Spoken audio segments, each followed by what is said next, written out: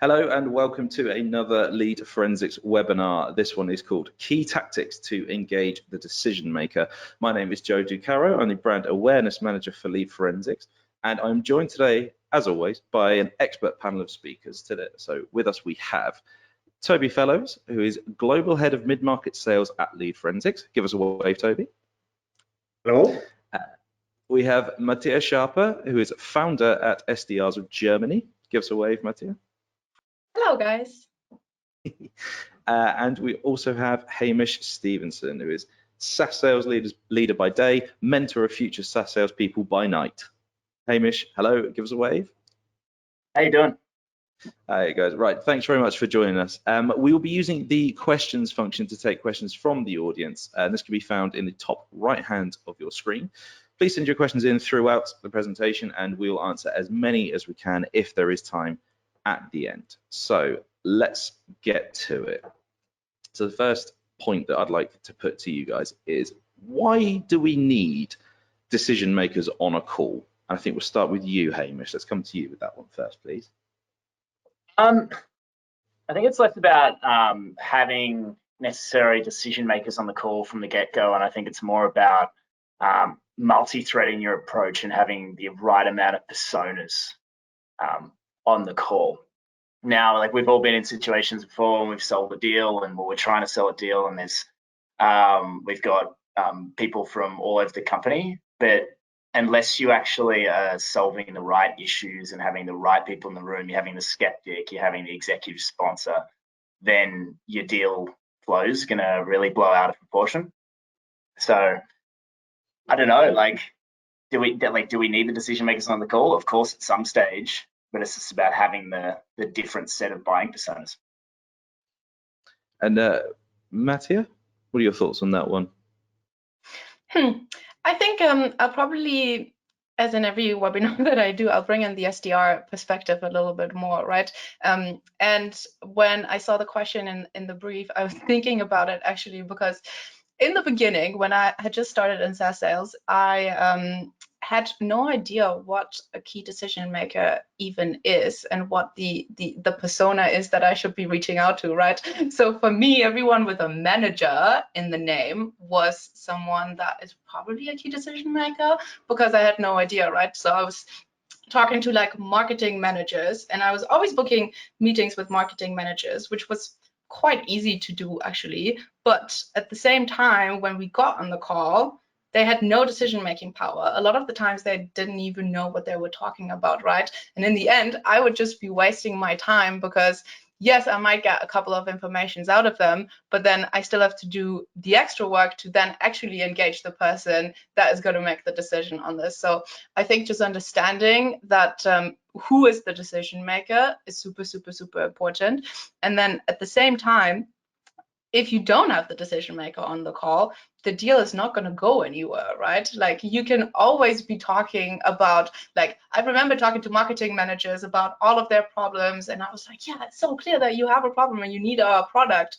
But they weren't able to pull the handle and the trigger on it, right? So that just didn't go anywhere. So I think it's a lot of it has to do with just efficiency and also using your time wisely to spend spend this time talking to the right people instead of just some people, right? I think that's what I would say to that. Yeah, so trying to sort of avoid duplicating your work and, you know, it's almost double handling, if you like, I suppose.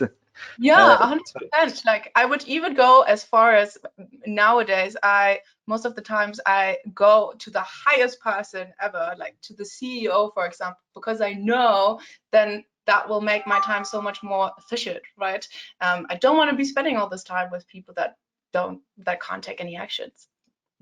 That aren't going to be too helpful to the call. Yeah, exactly. Toby, we'll come to you on that. So I'm probably with Materia in that, you know, I don't want to really waste too much time with too many individuals that necessarily don't have influence. So I think it depends on the type and size of company that you're selling to as to where you're probably going to get in at the entry level. If you're working with smaller companies, it's probably really easy to get straight in there, you know, on first attempt, whether it's through marketing channels or SDR. Bigger companies, you might not get to that end person that you want that ultimately going to make the decision, but it's agreeing kind of really where your minimum is that is viable, that's probably going to have influence, I think, to get those people in. So from my perspective, at the end of the day, a deal, you know, there's a 3 times higher chance, in my opinion, of closing if you've got, you know, decision maker on the call. So therefore, you know, I'm going to want to try and achieve that the majority of the time. You're not going to achieve all the time, then there's a process, but I always attempt. So we know who our decision makers are.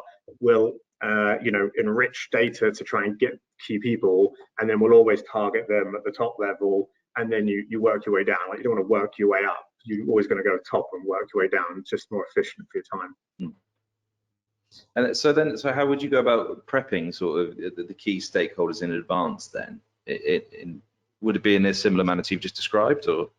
Yeah, so yeah, I think everyone obviously will know the product they're selling to, and they know the individuals that they sell to or who buys their product.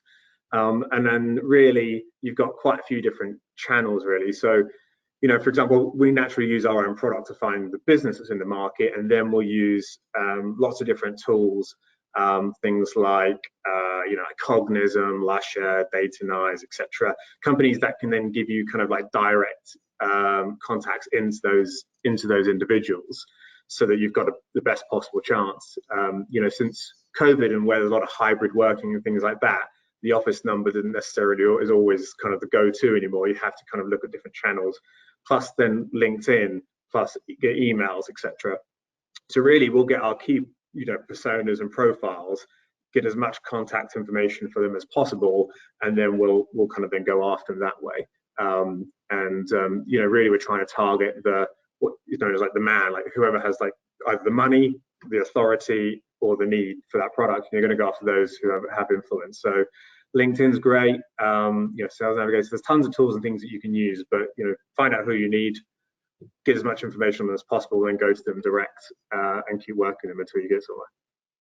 And I suppose with the more information that you have on that person, you can then tailor your approach into a way that they are going to be much more likely to engage with, I suppose. So yeah, Hamish, if we'll go back to you on the same question. So how would you go about prepping key stakeholders in advance of your call? Your personal stakeholders within house? Well, you just whenever you're attempting to get through to, you know, to the decision to make the sale, if you like. But are you talking about the stakeholders within your company, or prepping stakeholders at the buyer? Yes, sorry, the second option. Yeah, prepping at the buyer. Yeah. I think data is your friend. Now, where are we at in the sales process? Is this the first call? Are we still in discovery phase? Is this post demo? Well, if your answer changes per project, I'd like to know. Yeah, go on. If you talk us through the whole process, if you like, we got time. I mean, if you're in prospecting mode, I think clearly uncovering the personalized problem, like what I coach with all of the SDRs that I mentor, is that picking your place within an industry market is your friend. Being a specialist in market, being 20% of every industry means you're 20% as valuable as someone who's 100% in that one industry. And by speaking to the same kind of companies over and over again on a daily basis, you're naturally going to be able to uncover a lot of information about competitors. And you're going to be able to gather a lot of information about the companies and the stakeholders of the people in those competing companies. So naturally, being able to prep with personalization, be able to figure out what the problem is at company A is probably going to have a similar problem at company B, and then being able to target your approach with those two similar processes. And then whenever you're prepping the stakeholders of the buyer, you have this information. You've got a problem that you don't want to make too many assumptions, but you've got a problem that probably is going to be similar, and then targeting in that way. Fantastic. Thank you very much. Mattia, anything to add on that one? Yeah, I think I agree with what Hamish said 100%. I think it starts so much earlier, right? Like even before you reach out to a prospect, understanding what their daily life is and what their world looks like, right? Because most of the time the prospects that we'd be reaching out to, they're busy, right? They don't have time. When I send them a message and I'm just like, yes, I'm Mattia, have a meeting with me. They don't have time for that, right? Even though I might be a nice person and it might be a nice meeting, they don't have time for that. So just understanding that and making sure that you understand what's in it for them if they take a meeting with me, so that they don't go out of this meeting thinking, wow, I just wasted 20 minutes. It was a nice chat, but it doesn't get me anywhere in my business or in the goals that I'm trying to achieve. So I think companies in general need to be really, really clear with what is their ideal stakeholder, what does their life look like without your product, what are the problems that they're facing. And I think this is so difficult because as salespeople also, most of the times we have never done the job that our prospects are doing, right? It's super hard. Like I was selling marketing analytics software to head of data, and I had no idea what their daily life looked like, right? Like honestly, and also it didn't interest me that much, if we're being honest. So I switched to selling to salespeople because at least there I know what problems they have during the sales process and in the SDR teams, right? So I think just giving your salespeople a clear understanding about the key stakeholder will then enable them to actually engage them further down the line. And then if you have that, the only thing that it comes down to is probably standing out in your prospect's inbox and getting that attention if you have that value proposition ready and to go for. And then if you catch them with that value proposition, I think it'll be so easy to engage them on the call, because it's then actually something that's interesting to them and something that they want to solve within their business, and that relates to them. So yeah, I think data, I rambled on a lot now, but data and understanding your prospects is probably one of the key things that you need to do before even thinking about how you're going to do your outreach at the end of the day. Please don't worry about the length of your answer at all. It was absolutely perfectly fine. Thanks very much. Good. I talk a lot. No, that's great. That's entirely why we're here. So that's absolutely fine. Toby, I'm going to swing over back to you for this one. How would you get a decision maker engaged, or get your product or your call to the top of their agenda, then, to sort of tie back into what Mattia was saying about standing out in the inboxes? How do you go about doing that sort of thing?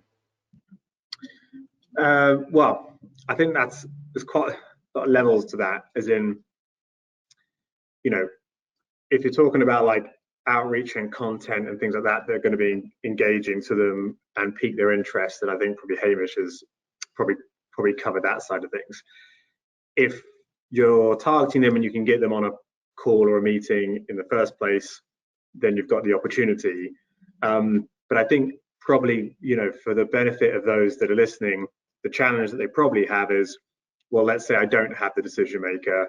How do I get then the decision maker engaged in wanting to get involved in this process? Because at the end of the day, if they had the decision maker on them in the first meeting anyway, probably isn't a problem.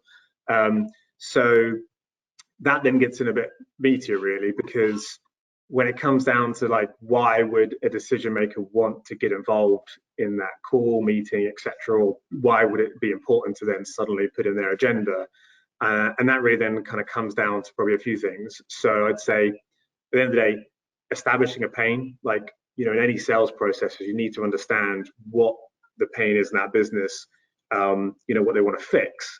Because when you think about sales, desire to gain and a pain is 5 times a motivator than gain. So really, you need to be able to establish a pain, and I'll probably cover a point or two in that.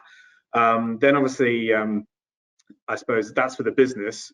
Then getting the DMs in is around obviously who and understanding what the buying processes they have, and then how do you actually get them in?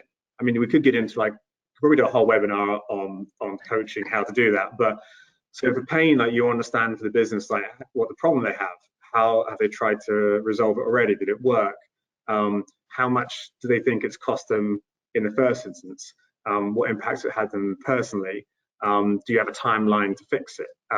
So probably establishing like really key things around like what the problem is or thing that they're telling you is an issue. Once you know you've got a pain, then you can go and pull in, it's easier to pull in other people. But without that, you can't really influence anything. But then how would you go about in getting them in, I suppose, into that process is probably then the next challenge. So, you know, if I was in a call or, you know, meeting with somebody that wasn't the decision maker and I need to bring a decision maker in, I would understand, okay, well, it sounds like these departments would probably be utilizing X product or whatever you sell. You know, is there anybody else you can think of? You know, typically we bring the department heads in to have their input on how they might use X product. You know, should I explain what that meeting might look like, see if they should be invited? You know, and then, you know, after we've reviewed that, what would be the next steps? And then kind of do a follow-up. But then I'd probably be quite, you know, honest with them. Be like, look, I understand that their calendars are slammed. You know, they've asked you to look at this product. You know, we don't want to waste anyone's time, but we know, and I think you can be really honest, that when a decision maker or a stakeholder isn't part of the process, we're actually 3 times more likely to then see it stall, because ultimately, you know, they don't have the opportunity to see it for themselves and understand obviously firsthand what the issue is, and they don't have the answers to their questions, you know, because they're not involved, and that's when they get frustrated. So, you know, if we're going to get them in, you know, how do we actually make that happen? And ask your stakeholder how we go about doing that and get them on your side. So I think there's lots of different levels, from very beginning first call into actually kind of, you know, later on in the process. But I think the biggest challenge that sales people or anybody that's trying to sell something finds is if they don't have them in the first instance, how do you then pull them in? Because that's really challenging. So they're the kind of like key things, 3 things I'd say probably we'd be doing. Hamish, we'll come back to you for that again. How do you get them engaged, or how do you get your product or call to the top of their agenda?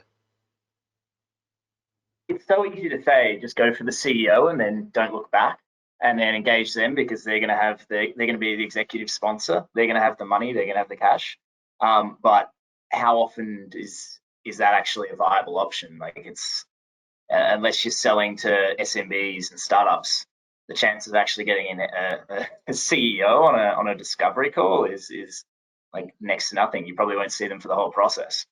So I think it's being able to do the appropriate research, use your industry knowledge to target that first person. Don't just target anyone. Make sure that that first persona, that first piece of outreach is going out to a similar position at each company each time. And then if you've got, that's your ICP. And if you've got that ICP ironed out, then it's going to be a much easier process for you, because you're going to have your specialism, you're going to have your ICP, you're going to know exactly what questions to ask, you're going to make some assumptions but don't actually voice them, and then use these proper leading questions to actually be able to uncover what Toby said, the pain point. Because the difference in selling to a sales manager, first-line sales manager, is going to be a very different pain point to what Elon Musk is having. Like, it's the first-level salesperson is probably going to be more interested about keeping their job through a pandemic or a recession, whereas Elon, you're going to be like, okay, well, instead of this is how it's going to make you $10 billion, this is how it's going to save you $10 billion. So the difference in those 2 problems is monumental. And then further you go up the process to the decision maker, it's the more you just have to basically do your research and also be able to write down, document your answers each time, report them in your sales tech, report them in Gong, make sure you've got the recording sorted, and then be able to hand that data to other people in-house, other stakeholders. When you bring them on, when you bring customer success on, they know what to say. When you bring on your VP, they know what to say. And throughout the process. Yeah, as you were talking about that, I was thinking, you know, heading straight for Elon Musk and just say, hey, well, I mean, maybe we can help you buy Twitter. I don't know. I mean, you might need some help with that. Might need a few more pocket monies there. Yeah. Matty, are your thoughts on that one? Getting to the top of their agenda. Yeah, I think so. I like to work with examples most of the time. So if I'm thinking about what I do, right, and I sell SDR software to sales teams, right?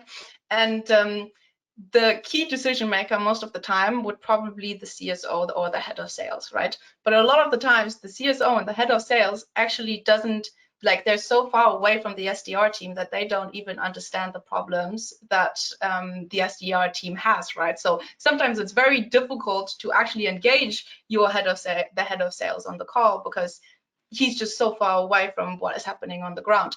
So a lot of the times I don't mind speaking to the SDR manager first, because even though he might not be the one that's going to sign the contract, I'm actually going to be able to uncover everything that is going wrong within the SDR team and why they should buy a solution like my solution, like SalesLoft. And then with that, if I do that correctly and the SDR manager leaves the call and is like, fucking hell, we need to get the software to get to our growth goals this year, then he's going to champion that to the head of sales, right? And then all it takes for me is to write a quick LinkedIn message to the head of sales and be like, hey, just spoke to, I don't know, Max, your SDR manager. He was really, he was of the opinion that SalesLoft would actually help you guys to get to your growth goals, would love to get you on the call the next time as well. And then if he gets my message and the SDR manager is also championing this, then he's going to be engaged in my world, right? I think it's always difficult to generalize these things, but I think all it takes to engage a key stakeholder is an internal champion and a clear problem that we're solving with this, right? Because if we don't have a clear problem solving with this, and if the SDR manager that's going to work with the software is going to say, I don't know if we need this, then you don't even need to talk further, because then the CEO or the CSO is never going to sign the contract. So I think it's got a lot to do with just being an expert in what you do and actually being able to uncover the problems and then use these problems to engage your key stakeholder. That's what I would sign for this. Go to them with the solution straight away. Yeah. Toby, I'm going to come back to you for this next question. How do you go about handling when someone you're speaking to, you know, they're asking for more time or they need to think about it, you know, they're sort of stalling a bit? How would you navigate that sort of thing? Well, you know what, I mean, I think that's the bane of anybody that either in the sales or works with salespeople, is controlling the sales process, right? I think we're forever, you know, going through trying to understand with pipeline where it's at and the process it's at and what needs to happen. So I think it actually, you know, prevention rather than cure, I think in this instance, that you've got to be better earlier on in your process to actually understand like the importance of timelines and things like that. So, you know, to give you a quick example, so if you think about like when you're asking about pain, right, we mentioned about that a little bit earlier, you're establishing that, like, what the pain is, you know, how much it's cost them, you know. So I'm right in thinking the main reason why, you know, we're talking today is because hopefully we can help you with this. You know, do you have a timeline of when you need to have that resolved? So that might be that they're launching an SDR new team, or, you know, they need the software. Like, you need to establish what the issue is and when really they want to fix it. I think that's the first thing, because if it's not a big enough problem and they don't actually, it's not that important to them, or they're not fussed about it, then, you know, it's going to be really difficult to try and pull that opportunity and close it when you want it to be closed. It's going to work to their timescale. So you need to understand what that is early on. Then, you know, when do you want to solve that by, etc. And then, you know, what typically the key steps that you'll need to go through to ultimately make a decision on something like this, given that you want it to be resolved by X. So you need to kind of have those clear timelines and timescales. And then I'd also be, you know, establishing, because every business is different, how does your organization usually assess the value of something like whatever your product is, or let's say the forensics, etc., you know, in order to ultimately make a decision? You know, is there a criteria, process, case that you need to run through? The problem that you have is not people are necessarily thinking about, okay, I need more time to think about it. It's because the salesperson doesn't understand the steps and the process that business needs to go through to buy something. If it's a mum and pop shop, one man band, it's probably a very straightforward process. They've got an issue, you solve the problem, they're happy to pay to fix that problem. If it's a bigger business, there's normally steps and processes that you need to go through. It's more of an issue that you don't know what that is than the actual timeline itself. Outside of that, then it's all about controlling that. So back to basics, right? Never get off a call without following a follow-up meeting, always referring back to the timeline. And then, you've got things like incentives, etc., and having like key deadlines. But you've got to understand ultimately what the timeline and decision-making process is for that business, for you to be able to control it, to relate it back. Well, you said you needed it fixed by this, and this is how much this is costing you. Suddenly, then it creates a lot greater desire for them to actually want to go and get it done, like as soon as possible. Yeah, I imagine that's a very well, as you said, pain is a much more powerful motivator, and I suppose if you can demonstrate with it. So you said this, so now this is how much it's cost you. No, that's a fantastic answer. Hamish, same question to you. I mean, I agree with a lot of what Toby said. The one part that I probably wouldn't do myself is the too many pain points, or regards to the objection handling. I think there's definitely a reason why there's a roadblock in the process, and I think prodding the bear in that situation has definitely got us all in trouble at some stage in a sales process before, and it tends to leave a little bit of a bad taste in the mouth.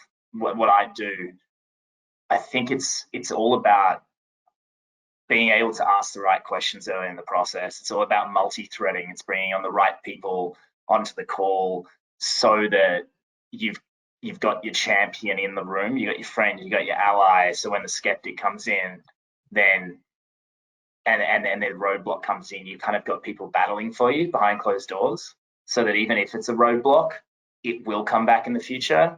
I mean, again, not getting happy is, for people who don't really know what I'm talking about, it's when, as a salesperson, you ask the questions that you want answers to, and you don't ask the questions that you know that are going to be negative, even if you subconsciously aren't actually doing that.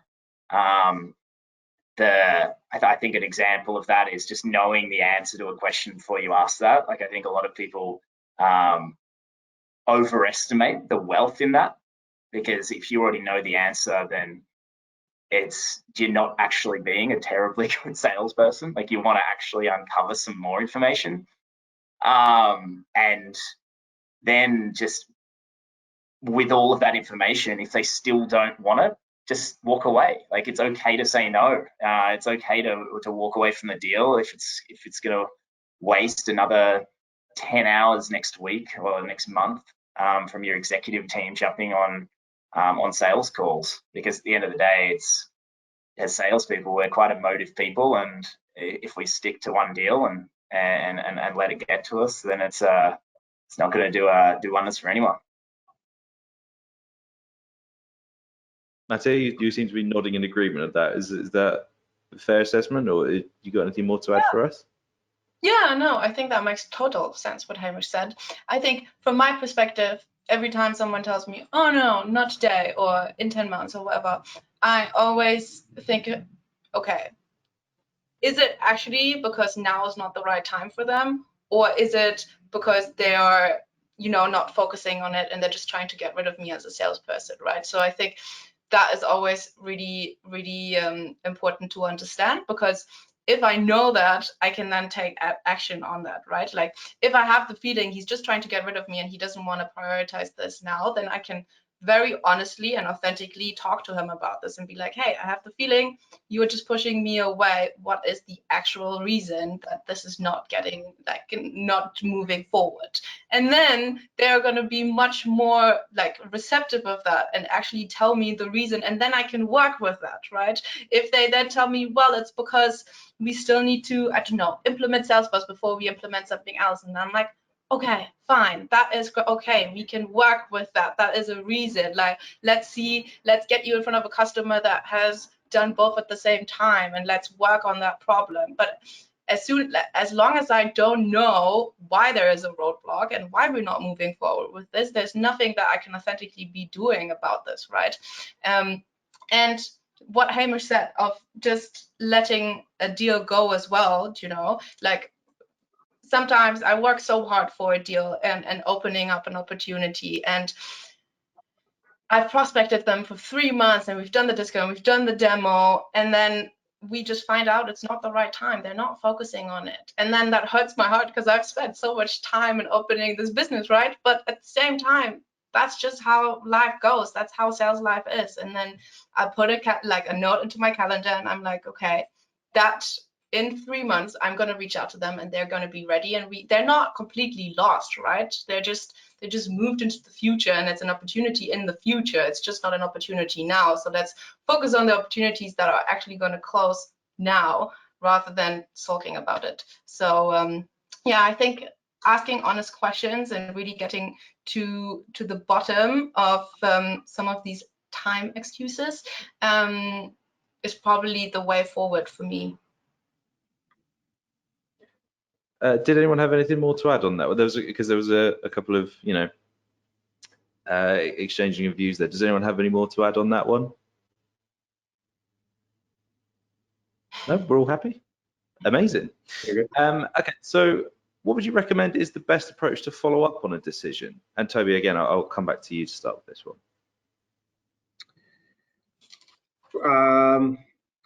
Well, trying to, as much as possible, understand what their processes are, because if you don't know, and we're talking about like further down the sales process, right? So if you don't ultimately know what steps they have to go through in order for them to make a decision on anything, then what you're going to do is just be as persistent as you possibly can to try and figure out what's going on, right? Until you get to a point where you feel deflated, and then you kind of just let it go.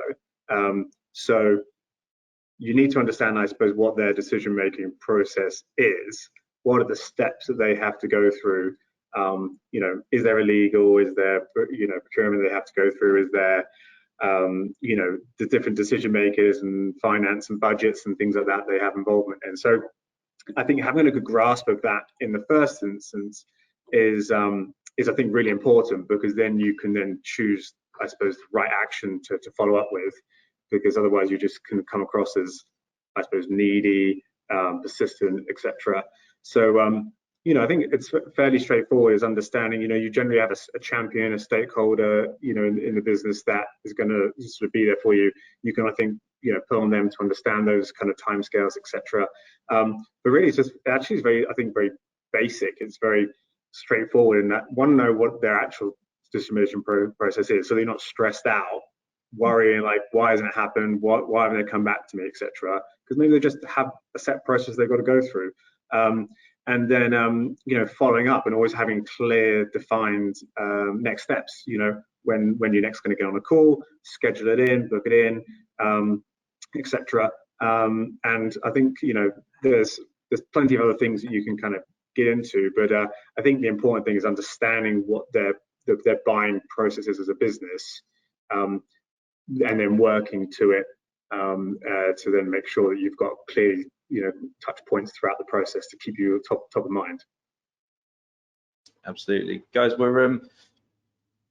We are slightly running short on time, so I'm going to go through. We're going to put up a poll question for you, but while we're doing that, I want you just to have a think about this final question for the sort of the key takeaways. So, could you give us 3 do's of engaging decision makers and 3 don'ts, like what to do less of? So just have a think about that. And in the meantime, just like to remind everybody, this webinar is brought to you by Lead Forensics, which is software which in essence tells you who is visiting your website, along with providing you with valuable contact information so that you can close those deals. Okay, Hamish, we'll come to you first. Your top 3 do's and don'ts when engaging decision maker. Go for it. Take it away. So my do's, it kind of follows up on the last question, like how to I guess it's the same answer. My first point, and that's do's is the same way you'd address a follow-up. I'm a strong believer in IBM's BANT. Have you heard of that, Joe? No, talk us through it. Go for it. So BANT's it's like the acronym. It's budget, authority, need, and time frame, and it's being able to establish early on in the process where, like whether they've got money, whether they've got the authority to make a decision, whether or not there's actually a need for your platform, and whether or not you can fit it in that time frame. Within that, the follow-ups, then you'll be able to know if someone's going on holiday, if someone's actually interested in the platform, if you've had everyone on the call that you need to have on the call, and then you've got the actual authority and the need and everything to actually make a decision. Once you've got all that information, being able to do the follow-up and be able to close the deal once you've actually got all of that, bringing back to what Toby said earlier, like, are the pain points actually being addressed? Rather than, I think most deals are lost in the process rather than lack of product need. So it's that'd be my first point. Second point, be creative. Like, there's so many salespeople out there, and there's just so many people that just don't even bother doing the bare minimum. And there is literally something on my LinkedIn profile that says I love LinkedIn. Yeah, I love LinkedIn. It says I love NFL and love skiing. About 3 people in 10 years have commented on it. It's in my About Me section. Like, just someone could literally send me a GIF of someone skiing, and then they'd get a demo. Like, now I'm going to get 15,000 demos. But it's true. Like, just do something different. Bring it back to contact marketing. Like, if they like hiking, it's like a mountain backdrop. Send them a $15 compass. Like, something like that. It is just so easy to be able to get people's interest in having a conversation with you by doing just literally the bare minimum. And that brings that to creativity. Well, that's 2. I like to live my life by ABH, always be helping. Now, if you're a bit stagnant in the process, there are so many other ways to have an excuse to talk to the decision maker. Like, comment on all of their content, like have conversations publicly like that. And then if there is something that they need, give them some free advice, make them a free introduction. And that means when push comes to shove, you're gonna be at the top of their mind. Now, do you want don'ts as well? Yeah, go for it. Fire through. Another acronym, DBAD. Don't be a dick. Just don't be pushy ever. Like, it's never going to work in your favor. And just really just make sure that, like, however you're talking to these people is just the utmost of integrity. Yeah, don't don't get your research wrong. I see it a lot. Someone the other day tried to sell me like an auto dialer, and they're like, "Hey, Hamish, like, I know that you're using this," and I immediately lost interest in the process because I'd never told them I'd been using that, and apparently I was a different Hamish, which made it even worse. Like, it's just like, all right, well, you're English. Like, there's a lot of Hamishes. Like, but just don't get your research wrong. It's nearly as offensive as trying to send you some water skis, I suppose. You know what? I'd love that. I'd sell them and buy some snow skis. Yeah, that's probably three. I can't think of a third one. No, that's great, Hamish. Thank you so much. Sorry, say that again. I said I'm not going to be able to come up with 3, so that's totally fine. That's fine. If we keep it in the interest of time, let's keep it to 1. Then go for it. Go on, Mattia. Yes, I was going to say, because I also need to leave at 5:15 on the dot. I think the only thing that you need to be focusing on is to be yourself, to be authentic, to be curious within the sales process, to actually uncover the pains and never. I always feel like when I started as an SDR, I was thinking like, all these different sales techniques and how to do this and how to manipulate people like that, I would scrap all of that. If I could start over again, I'd scrap all of that and just be myself, ask the right questions, be curious, not be afraid to fail sometimes. And what I can only echo what Hamish has just said about the creativity. I think we need so much more of that. We need to scrap all the automation and all the bots on LinkedIn and within the mass emailing campaigns, and just be ourselves and create that personal experience for a buyer, because I think then we also don't need to follow up that many times because we got this connection with them already. And just be a little bit more human than anything else. And with that, I'm going to need to say my goodbyes. Thank you very much, Joe. You've been a wonderful host. Hamish, I see you soon. Toby, it was great to meet you. And have a good day. Thanks for joining us, Mattia. Thank you so much. Be more human. And Toby, see us home then. Let's go for just one day, shall we? All right. Okay. I'll go quick. Okay. Ideally, trying to speak to the right people in the first place helps. Identify a pain. Understand the decision-making process so you're not chasing your tail. That's good. Don't make a decision that when they tell you it's their decision, because everybody says that, probably isn't. Don't assume they're going to sell it for you because you know your product better than them. Make sure you try and get in front of those decision makers. And I love Hamish's DBAD, don't be a dick and harass people and sound desperate. No your shit. And then it's going to help you a lot easier. Done. There you go. Amazing. And very, very quick you did that as well. I appreciate the timeliness. Guys, thank you so much for joining. It's been a real joy chatting to you. And yeah, please join us for the next Lead Forensics webinar. Thank you so much. Cheers, guys. Thanks, guys. Bye. Thanks, Hamish.